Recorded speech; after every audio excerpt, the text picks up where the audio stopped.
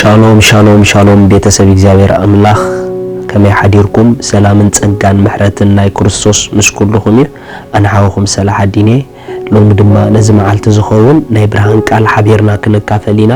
ሎም እንካፈሎ ቃል ብምድናቅ ምድናቅ ዝብል እዩ ክብርና አምላክ ይኹን ብምድናቅ ምድናቅ ከተደንቅ እንድሕር ኮንካ መጀመርታ ክድነቅ ኣለካ ምስተደነቅካ ኢኻ ተደንቅ ከተድንቅ ምጀመርካ ዘድንቅ ነገርካ ኣብ ህይወትካ ክትርኢ ትጅምር እግዚአብሔር አምላክ ነፍስ ወከፍና እንዳተደነቅና ከነድንቅ ይስደልና እንዳተደነቅና ከነድንቅ ፈቃድ እግዚአብሔር እዩ ስለዚህ እግዚአብሔር አምላክ ኣብቲ ዘደንቅ ህይወት ክንነብር ዲዛይን ስለዝገበረና ኣብቲ ብምድናቅ እንዳድነቅና ንነብረሉ ህይወት ክንነብር ፍታው ስለዝኾነ ኩሉ ግዜ ኣብ ህይወትና እንዳተደነቅና ከነድንቅ ይግበአና እዩ መጀመርታ ንምድናቅና ዋና ምክንያት ዝኾነና እግዚአብሔር አምላክ እሱ እዩ ክብርና አምላክ ይኹን እግዚአብሔር አምላክ አቦና ፈጣሪና አምላክና እሱ ዘደንቅ አምላክ እዩ እሱ ጉሩም አምላክ እዩ እሱ ምልኩዕ አምላክ እዩ እሱ ፍሉይ አምላክ እዩ ንሱ ብፁዕ አምላክ እዩ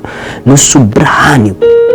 ሓሳቡ ድማ ኣዝዩ ጽቡቕ እዩ ንእግዚአብሔር አምላክ ብዝራእናዮ መጠን ንእግዚአብሔር አምላክ ብዝሓሰብናዮ መጠን ውሽጥና ክድነቅ በአምላክ ይግባዩ እግዚአብሔር ኩሉ ነገሩ መደነቅ እዩ ስሩሑ መደነቅ እዩ ንሱ መደነቅ እዩ ርኢኹም ኣሕዋት እግዚአብሔር አምላክ ለይትን መዓልትን ኣብ ህይወትና ክንድነቅ እንድሕር ጀሚርና ካብ ምድናቅና ዝተለዓለ ብባህሪኡ እንዳተደነቅና ብምሕረቱ እንዳተደነቅና بفقرو انت تدنقنا نجزابير كل جزء كنا نقول نحر جميرنا وتصيتنا إذا نجار إذا أبي وطنا زدنق نجار كفسسي زجمر انت ده أبي جزابير زين ندنق كوينا انت ده أبي جزابير زين نجرة من نحر كوينا بمنهم عينة نجار أبي وط كنجرة ما ينقلنينا نمدنقنا وانا مخنياتنا أخون زخنا جزابير بعليو እግዚአብሔር አምላክ ስሙ ይባረክ ስለዚህ በአምላክ ከተደነቀ በአምላክ ከተደነቀ ከምድናቅ ካስተላዓለ ድማ ናይ ምድናቅ ቃላት ካብ አፍካን እግዚአብሔር አውጽሎ አድንቆን እግዚአብሔር አድንቆ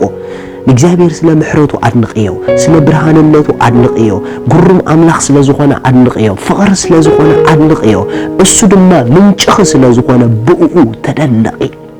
እግዚአብሔር አምላክ ስሙ ይባረክ ቀጥልና ክንድነቀሉ ዝግበአና ድማ ገዛእ ርእስና እዩ ንሕና ገዛእ ርእስና መደነቅ ዝኾና ፍጥረቲና እግዚአብሔር እንኳን ገዛእ ርእሱ በአና ይድነቅ እዩ ምክንያቱ መደነቅ ገይሩ ስለዝፈጠረና ጽቡቅ ገይሩ ስለዝፈጠረና ጉሩም ገይሩ ስለዝፈጠረና በህይወትና በገዛእ ርእስና አዚና ክንድነቅ ይግበአና እዩ በህይወትና ኢንጆይ ክንገብር ይግበአና እዩ ባክብለና ይግበኦ እዩ ንምንታይ ተተባሃለ አዚና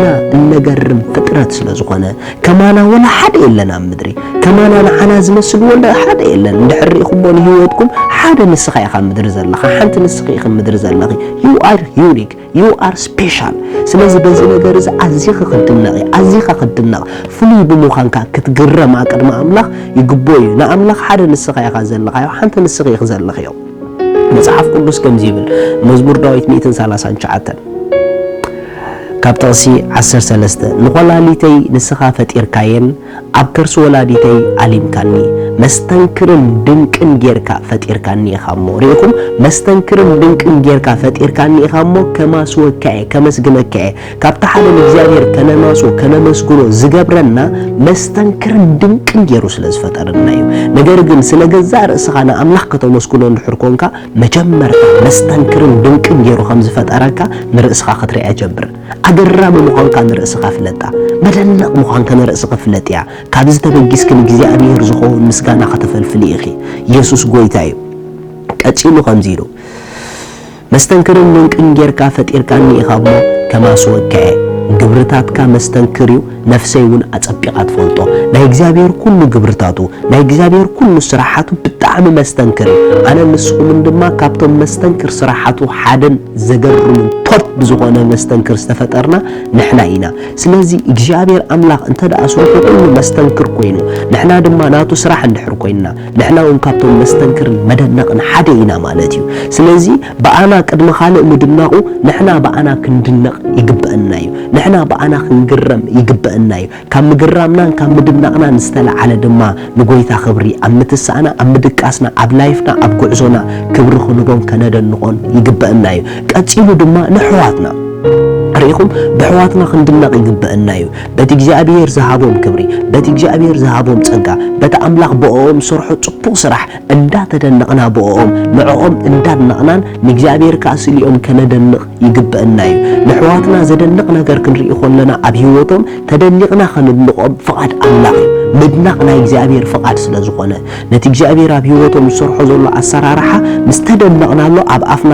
ናብኦም ከነውፅኦ ይግበአና እዩ እግዚአብሔር ኣባኹም ዝገበሮ ነገር ኣደኒቑኒ ኣገሪሙኒ ኣምላኽ ይባርኽኩም ክንብሎም ይግበአና እዩ ስለዚ ነቲ ሰናይ ነገር ኣብ ኣሕዋትና ንሪኦ ንምድናቕ ክኾነናን ንኣሕዋትና ድማ ናይ ምድናቕ ቃላት ከነስምዖም ናይ እግዚአብሔር ፍቓድ እዩ ብኣምላኽ ተደነቒ ብገዛ ርእስኻ ተደነቕ ብኣሕዋትካ ከዓ ተደነቕ በታ ኣምላኽ ኣብኦም ዘቐመጦ ሰናይ ነገር ተደነቕ በታ ኣምላኽ ኣባኻ ዘቐመጦ ጽቡቕ ነገር ተደነቕ እንተ ደኣ ተደኒቕካ ተደነቕ ሰብ ተደኣ ኾንካ ኩሉ ግዜ ኣብ ናይ ምድናቕ ህይወት ክትነብር ክጅምር ኢኻ ኣድናቒ ዘደንቕ ህይወት ኣለዎ እዩ ዘይድንቕ ሰብ ግን ኣብ ዘደንቕ ህይወት ክነብር ኣሸጋሪ እዩ ምስ ተደነቕካ ከተድንቕ ኢኻ ምስ ተድነቕካ ድማ ዘደንቕ ህይወት ክትነብር ኢኻ ኣምላኽ ሰማይ ይባርኽኩም ሻሎም